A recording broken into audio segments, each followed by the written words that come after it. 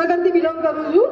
Qualification જોવા જશો તો ગ્રેજ્યુએશન બીકોમ જ કમ્પ્લીટ કરેલું છે, બરાબર. સિસ્ટમમાં આવ્યા એના પહેલાં જોવા જશો તો કોલેજ કરેલી છે, આઈટીઆઈ કરેલું છે, CCC, ટેલી, દરેક જે કોર્સ માર્કેટની અંદર છે અવેલેબલ એ દરેક કોર્સ મેં કરેલા છે.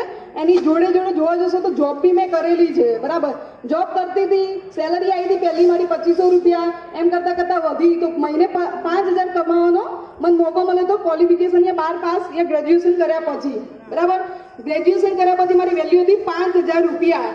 એ વેલ્યુ મને એવું લાગતું હતું કે આટલી જ વેલ્યુ હશે મારી, બરાબર. પણ સિસ્ટમમાં જેને મોકો આપ્યો, જેને મને ઇન્વાઇટ કરી, એના પછી મેં સિસ્ટમની અંદર આ પ્રોગ્રામ દરેક પ્રોગ્રામ જોઈએ, એવોર્ડ, રિવોર્ડ, ટ્રેનિંગ, જે સિનિયર આગળ આજે જે પહેલાં આવ્યા, Amarnath sir, Parth Bhowmik sir, Arnav sir, આ બધા મોટા લીડરોને જોઈને મને શું ડ્રીમ સેટ મેં કર્યું.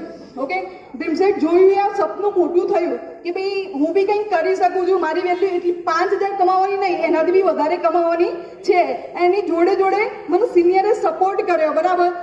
નાની ભૂલ છે એને પ્રેમથી સમજાવી, બરાબર. કોઈ ગુસ્સો નહીં, કોઈ બોલવાનું નહીં, બરાબર. એને શું પ્રેમથી સમજાવ્યું. સુદીપ સર છે, રાહુલ ગોસ્વામી છે, નિકુંજ પટેલ એક શું મારા ગુરુ તરીકે સિસ્ટમની અંદર માનું છું. એમને શું ફોર બેઝિક કામ યા કોઈ બી કામ હોય એ સરખી રીતે સહી રીતે સમજાયા, જોડે કામ કર્યું ફિલ્ડની અંદર, બરાબર. એના કારણે હું આ સ્ટેજ ઉપર છું. તો પહેલાં તો મારા જે સિનિયર છે એમનો શું થેન્ક યુ કહેવા માંગીશ. એની જોડે એચિવમેન્ટમાં જોવા જશો તો 5000 રૂપિયા મહિને કમાવાની મેન્ટાલિટી હતી, એ વીકલી કમાવાની મેન્ટાલિટી આવી. એની જોડે કમાઈ બી રહી છું. એની જોડે થાઈલેન્ડ, માની લો કે થાઈલેન્ડ તો સપનું બી નહોતું આવતું, ગોવા બી સપનું નહોતું આવતું.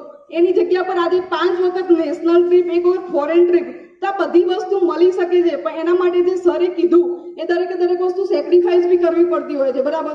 અમારે બી રિલેશન છે, દરેક વસ્તુ છે, મમ્મી પપ્પા છે, દરેક વસ્તુ છે, ફેસબુક હતું, વોટ્સઅપ હતું, દરેક વસ્તુ હતું. પણ એને છોડીને આજે શું કે કોઈ બી પ્રોબ્લેમ બતાવ્યા વગર એનું સોલ્યુશન કરીને આજે શું જે બી પ્રમાણે કામ કીધું એ પ્રમાણે કામ કર્યું. એટલા માટે આ સ્ટેજ બી છે અને આગળ બી વધતી રહીશ, બરાબર. આગળ મારું નેક્સ્ટ પ્લાનિંગ છે તો કાર લેવાનું છે, બરાબર. તો નેક્સ્ટ મારી બી કાર અહીંયા હશે. Okay, thank you.